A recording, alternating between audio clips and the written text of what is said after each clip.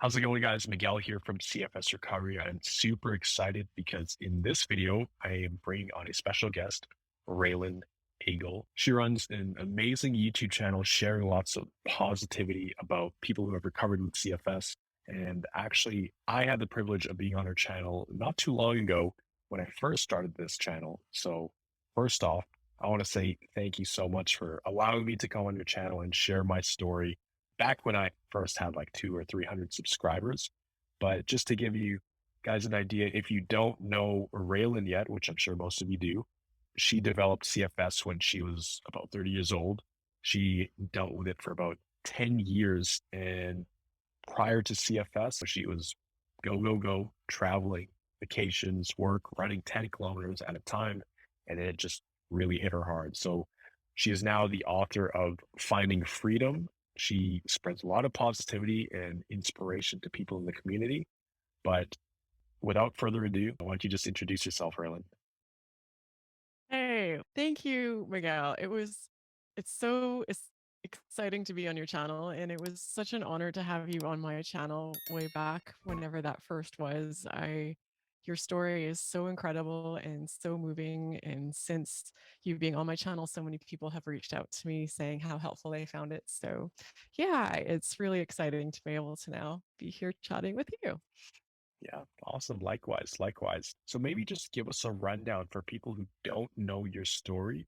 Give us like the super quick rundown of your journey with CFS. It's remarkable. I've seen a bunch of your videos and people on my channel, they know I tried tons of things to get better, but the amount of things you've tried, the treatments, supplements, the list is probably 5 times longer than myself. So maybe just touch on that, like tell people about your journey in a nutshell. Sure. So my journey actually started before I even got a CFS. I grew up with a mother who was very unwell and was diagnosed with chronic fatigue syndrome. So she got sick when I was about 5 years old. And hers came on gradually and just got worse over time. And she was sick for decades. And by the end, almost never left the house, barely got out of bed. If she did so in a wheelchair. She just, the same story that many of us have gone through, except pre-internet and all of that. So not a lot of help and not a lot of hope for her, unfortunately. So I grew up with this in my home. So I've been acutely aware of chronic fatigue syndrome for as long as I can remember. And then I was fortunate enough to carry on the family legacy when I was about 30 years old, and I came down with it myself. So I had been in my 20s, like so many of us, very active. I was working full time, going to school part time, working out 5 or 6 days a week, sometimes working out more than 3 hours a day. I was very social. I traveled a lot. I just was go, go, go. I pushed myself very hard. I had zero idea how to take care of myself. I thought self care was all about how good I looked in a bikini. That's kind of where it ended. That's what diet, and for the most part, I'm probably exaggerating a little bit, but for the most part, I just didn't have I thought I was taking care of myself, but I really wasn't. And probably what was a perfect storm of things, I got a really bad flu at a point where I was already exceptionally run down, and that flu just basically never went away. I got sicker and sicker, and within about 6 months or so was diagnosed with chronic fatigue syndrome. And for about the first year and a half, 2 years, was really unwell. It came on very fast for me. I almost instantly had to quit my job. I took a long-term disability leave from my master's program at university that I was doing part-time. I, of course, stopped going to the gym. I stopped socializing. I barely left the house, and I barely got out of bed. I always remember it like this is how I sort of describe the limitations of my world, that I had a mailbox at the end of my block, and 19 days out of 20 it might as well have been on the moon because there was just no way I could get there.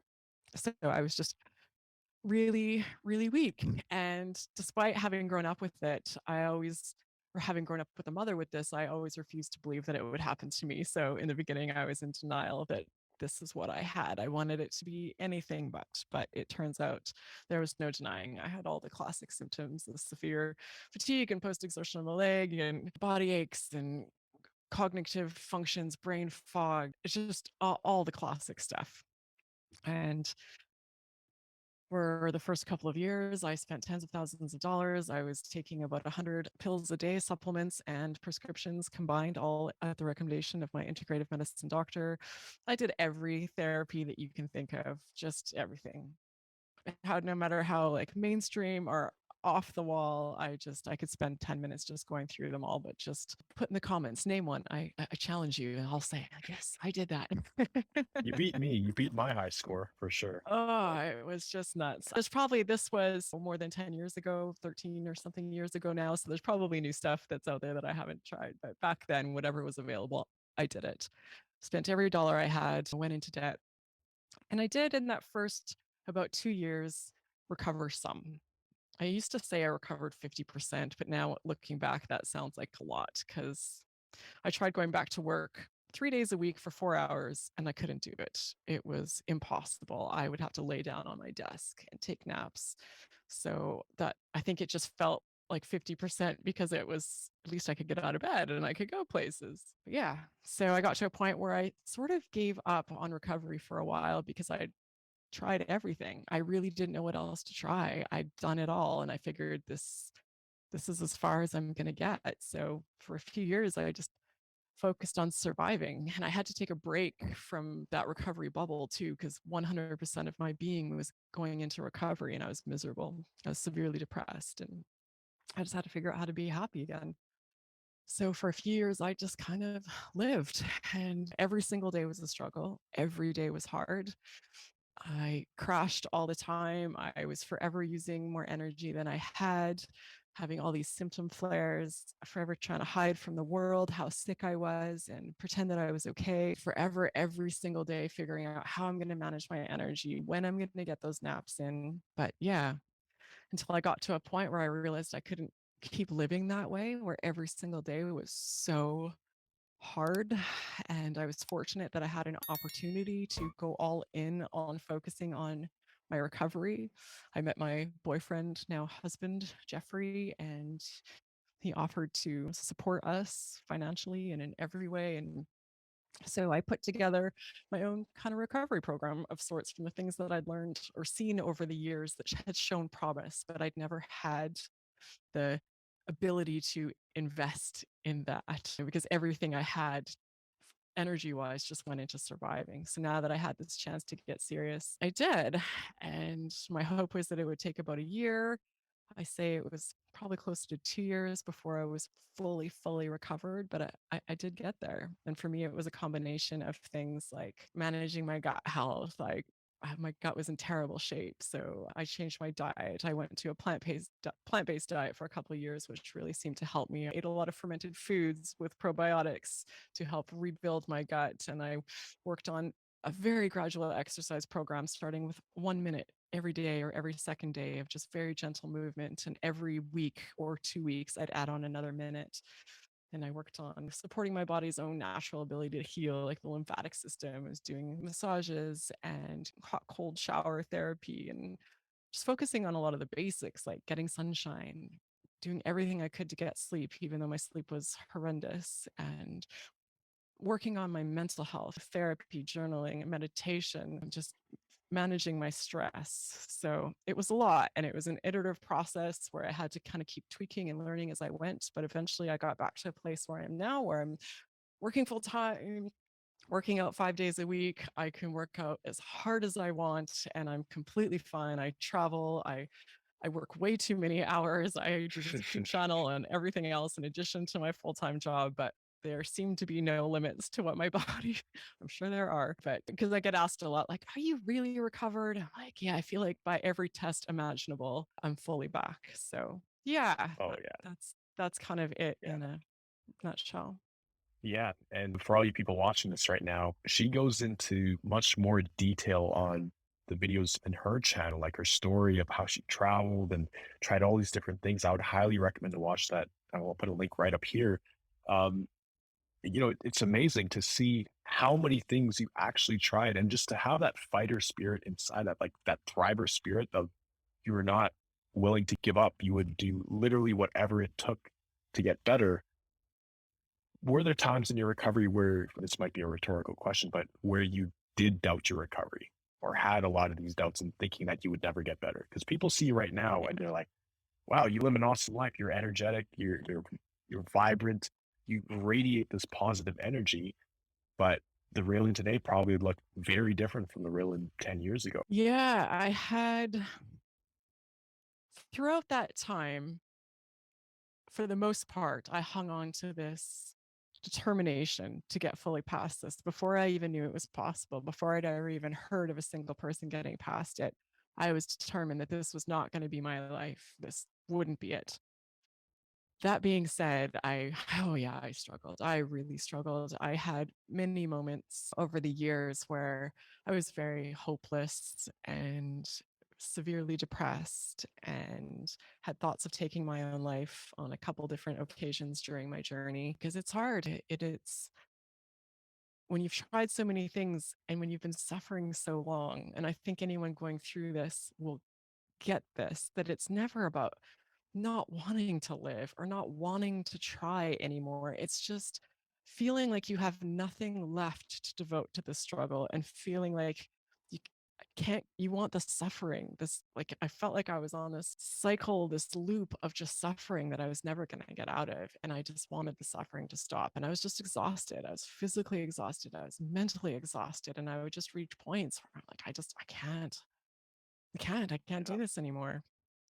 yeah. But thankfully, I found ways to get through those moments. And I always say, if I could go back to those moments and tell that person all that was to come and where I am now, my head would have exploded. I've lived in 5 different countries. I've visited dozens of countries, traveled the world. I backpacked by myself for a year. I became a scuba diver instructor. I wrote a book. I've just done all these things that I'm so proud of and got remarried, found love again, and just, it's just incredible. But in those moments, it be hard sometimes to believe that any of that could possibly be possible.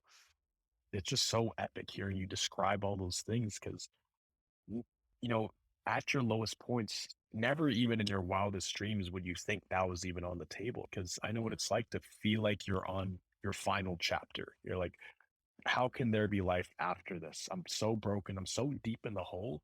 I feel like I'm deep in the Marianas Trench, stuck in this submarine with a broken motor, with no radio. I'm lost. There's no way to get out. Like that's how hopeless it feels, right? Yeah. So talking about how your life is now and all the things you've been able to do, how is life different after recovering versus before recovering? Because we talked about this in the past before. How are you able to deal with stress now? And how have some of your perceptions on life changed now versus before you got sick and went through these hardships and learned all these lessons? Yeah, that's a really great question, Miguel. And I think, first off, I'm a completely different person than I was before I got sick. I look back at that person and most of her I barely recognize. It's crazy. And I've said this before, but if Miguel, if you're like all of a sudden, by the way, I'm a genie and I can grant you 3 wishes, would you want one of those wishes to be that you never got sick? Like I can take away that 10 years of suffering. I can take it all away. Like it never happened. And I've thought a lot about this over the past few years since I recovered, and I wouldn't take it back because it's changed me profoundly. It taught me so much about myself. And sure, I would have learned some of this over the years, but what they call it post-traumatic growth. It's incredibly challenging to achieve the level of growth when things are going smoothly that you do when things are in the toilet. It's Mhm. it's bizarre and it sucks and I wish it didn't have to be that way, but it taught me a lot. I was in my 20s, I was so insecure. I was afraid of everything. I was so worried about what everybody thought. I was scared to live the life I wanted to live. I had dreams, but didn't feel like I had any right to chase them. I was on a path I knew I didn't want to be on, but did not have the guts to leave it. I didn't like where I was living. I was in a marriage that was not doing well. I was in a job that I hated, a career, not just a job, but my whole career I hated. And just everything was wrong. But I just would have kept going that way. I'd Mhm. probably still be living in that same city, if not in that same marriage, but probably in still that same career. And so now I'm just a completely different person. It's taught me how to be the person that I truly want to be, and it's taught me the value of life and how to. There's just no point not going after what you really want. That being said, I still have a lot to learn, and we talked about this when you're on my channel. It's still a daily thing. For a while, I thought I'd reached this place of just wisdom and knowledge and experience, and everything was going to go smoothly, but I still struggle sometimes, and I still overdo it. And sometimes I still don't take care of myself. Sometimes I still catch myself falling into old habits. And I think, how am I doing this after everything that I know? But I think the difference is now is that I see it and I catch it faster. So I don't get stuck there anymore. I might get into a bad pattern, but I'm not going to be there for a year. It's going to be Mhm. weeks or maybe even days. And then I can slowly get myself back on track. We sound very similar in that sense because I catch myself every week working a bit too hard, working a bit too many hours, getting like 5 hours of sleep because I'm working on new videos or Yeah. new things for the program.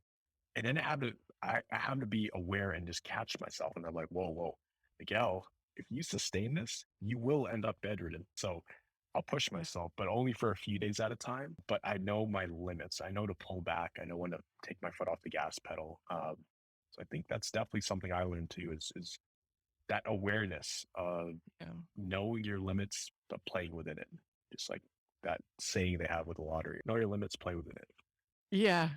And I think knowing that we're never going to reach this place of perfection and waiting for this point in my life where I get everything right is a recipe for failure. And admitting that I'm a deeply flawed human being like every Mhm. other human being on the planet. I try and put out so much positivity and hope and good information and support for people that will help people to thrive and live their best lives and be mentally and physically healthy. And in that, it can be easy to start projecting this image like I'm always doing those things. And then when I I struggle with that don't, too. Yeah. yeah, I have this added stress of, oh my goodness, I'm such a hypocrite. Like, what if someone saw me right now eating ice cream for dinner? So Yeah.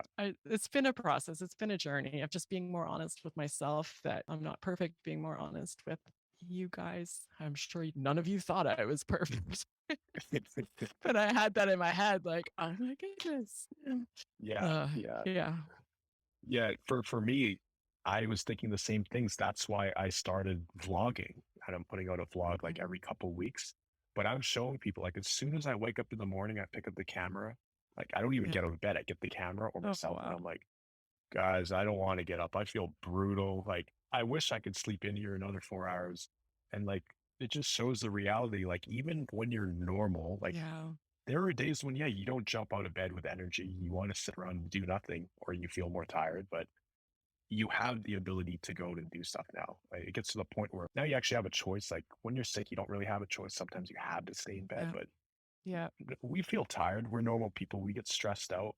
Problems come up just because you recover doesn't mean you have to live that perfect lifestyle. So I Yeah. think being real with people is so important. So it's so awesome that you're doing that on your channel. And you talk to so many people who have recovered. You're pretty well known in the community. And with everything that you put out for people to support them during their recovery, what are you most excited about? What have people found the most helpful? It's an interesting question because I always thought it was going to be my book. That's what I put everything into. And initially, that was going to be my main source of sharing my story and whatever insights I might happen to have with people. Like, I didn't ever think that my answer was everybody's answer, but I spent hundreds of hours on it. And I just thought, like, I just want to put everything I have into this and put it out there. So at least it's out there should someone find it helpful. And people have been very responsive to it, which is amazing. And are finding it helpful and the channel as well. But I think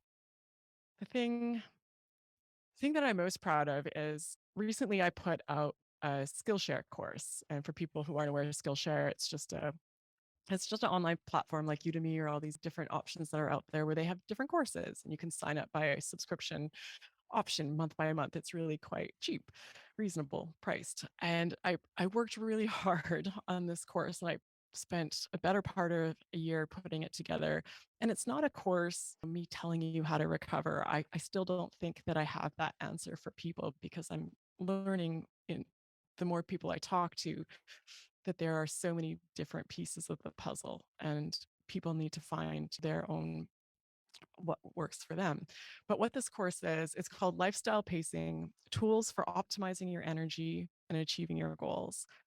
Because what I believe, and in my experience, and from all the people that I've talked to, the most important piece of recovery is finding ways because we are constantly at this energy deficit. So, a really big piece of that is one, knowing how much energy you have. Like, most of us don't even have any idea how much energy we have to start with in our life. So, having concrete tools to help you assess that. And then, not just knowing how much energy you have, then once you have that knowledge and that awareness, having tools and concrete strategies to make sure that you're channeling that energy towards the things that are going to help you get better. So it's a very easily digestible. It's all video format. Most of the videos are 5 minutes or less. And it's also an interactive platform where people can talk to each other, share ideas, share support. And the reviews, like everything, I was so nervous to put it out. And I thought, this is the course I would have wanted. This is what would have kept me afloat when I was trying to recover. But the reviews have been just off the charts. People have been saying it's been so incredibly helpful and talking about all the different ways that they're using the specific tools in the course that were helpful for me. So, yeah, I'm proud of everything, but I think my YouTube channel I love and I'm passionate about it, but it's a lot of information and it can be a lot to dig through and it's kind of spread out all over the place. And I think it can be overwhelming for people. Whereas, in something like a Skillshare course, it's like where I put my all and it's very concise and to the point and very well organized and actionable steps and kind of cut out the fluff and everything else. So yeah, I think so far that's the thing that people have responded the best to. Mhm. For everybody watching this, I'm going to put a link down below in the description. You could go check that Skillshare course out, the lifestyle pacing. I would highly recommend following people, either like you're following in our footsteps, either me or Raelynn or other people with programs, as long as you resonate with what they're saying, you resonate with their stories, and they have been in your shoes before and come out the other side. I think it's so important to what you're doing is you're essentially buying back time because these things are things you need to know for recovery anyways. You're going to learn them at some point. So might as well learn them sooner than later. And if you can condense the time it takes to have this knowledge and learn these steps, then might as well do it. So I'm a huge proponent of self-education. I'm continually investing in myself, taking online courses, whether it's marketing or video production or building a business or learning how to automate things. I'm always looking to level up my skills. And if I can condense the time it takes to learn those skills and learn from other people in 1/10 of the time, then I'm all for it. And time is everything. So I would highly recommend you guys go check out that program.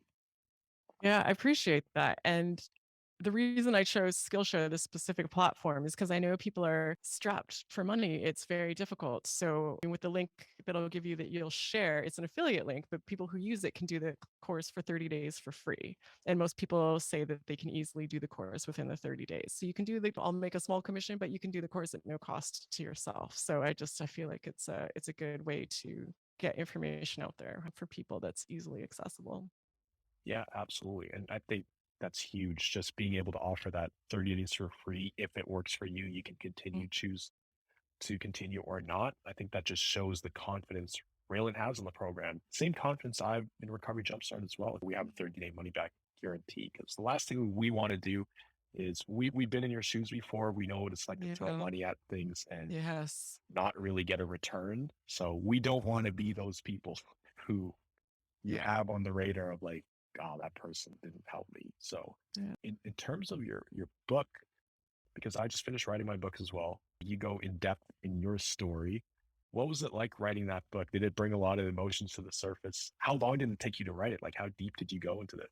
Oh my goodness. It was a stage of my healing. It was a stage of my recovery for sure. It was so therapeutic. I would be in tears multiple times while writing it. I don't remember exactly how long. It was over a period of few months, but I clocked the hours and it was over 500 hours that I spent on it. So Yeah, it was a That's wild. considerable amount of time. But I went back and I read all my journals from that time, which was a really emotional experience. But time had passed and I just wanted to make sure I was really capturing what it was like to be in it. So Mm. yeah, it was just another stage of my journey. I think it was very therapeutic. If nothing else, it was a very good experience for me. Yeah, Yeah. totally. There's a lot of time on our hands, but just getting all those thoughts onto paper. When I was sick, I was writing stories and writing about my life, and it just really makes you reflect on how your life has been up to that point. And I think Hmm. when you are dealing with something like CFS, you have so much time to yourself most people don't most people don't. Like, they don't spend that amount of time by themselves analyzing their own mind, going through their own life. Yeah. So it forces you to face the good, the bad, the ugly yourself on a deeper level that most people don't know, or they're forced to learn this like at the end of their life. But a wake up call like this, it forces you to look inward and really level up who you are as a person. So I love what you said earlier, Raelynn, in terms of if you had a genie and you could take back those 10 years, you wouldn't do it. So there's no really regret that is there because you've been able to work through it. No, no, there's not. I think there's trauma that you carry with you that at least for me, that working on, which I've worked on a lot of it, and I'm very much feeling at peace with a lot of it, but there's things that you carry with you, and I don't want to imply that it's all good and everything that came out of it is good, but the good has outweighed the bad by a long shot. So, Yeah, yeah. I definitely agree with that statement. Just wrapping up here, what do you have to say to people who are watching this right now and they're where you were 10 plus years ago and they're feeling hopeless and they don't really know what to do and they're just getting into this? What would you want to share with them? I always just want to somehow reach through the camera and just give you a hug because I know this can be hell, nothing short of pure hell. And it can feel like nobody gets it. And it can feel like it's never going to stop. And it can feel like things are never going to change. And it's a tough thing because what can I say to you watching? What could I have said to myself back then that I would have believed or that would have gotten through to me? It's a tough thing, but I think it's just so important to hold on to that knowledge that things change, things constantly change, and it can feel like we're stuck. But I used to think of it like I was in a forest, and I've been going through a forest maybe for months or years, and it just felt like I was never going to get out of it. I didn't even know if I was going the right way. I wasn't even sure if I was heading toward the edge. Maybe I'd just been going circles in all these years. I have no idea because lots of times I feel like giving up, and maybe not like completely giving up, and maybe just giving up trying to get better. Like, just there's no point. But then I think, like, what if I'm only like 5, 10 trees away from the edge? I picture myself zooming up into the air like a bird and looking down on it and seeing that I was right at the end. And I think, what a shame it would be if I gave up right now.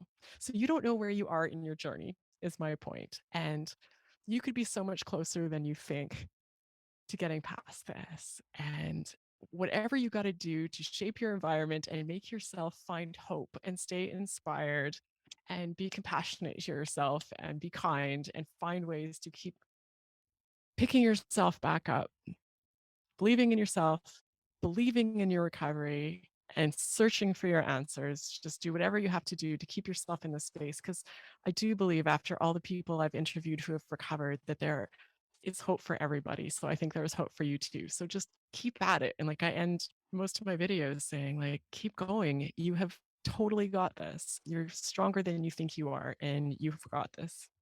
I love what you said there. And that whole analogy with a forest, like, you don't know how close you are. You could be 3 feet from goal, just like that saying. Yeah. Or what I like to say is I'm actually wearing some wristbands right now. You might not be able to see this. I know it's blurry, but just one mind shift away. You could just be one mind shift away from your life being on a completely different trajectory. So keep going. Don't give up. Keep trying to put your best foot forward. Surround yourself with good, positive people, with a strong community to help you through these dark times. And if you keep going, if you don't stop, it's just a matter of time until you recover. I tell people it's inevitable if you keep going. It's inevitable to get better if you keep going. So if you're watching this right now, I really hope you enjoyed this interview. I hope you got a lot of value out of it. If you did enjoy this content, make sure to hit that like button, comment down below your biggest takeaway from this video. Definitely check out Raelynn's course, Lifestyle Pacing. I'm going to put that in the link down below, and definitely check out her channel. She has a lot of inspirational stories. So, Raelynn, thank you so much for coming on to this channel and spending some time doing this interview. It's a pleasure to have you and looking forward to doing it again. Thank you so much for having me. I'm really excited to have this opportunity. I'm so grateful for everything that you do to help and support people. I think your program is incredible. And I just, yeah, really enjoyed the opportunity to be here to talk to you and your viewers. So thank you. Yeah, awesome. We'll keep in touch and we'll do it again soon.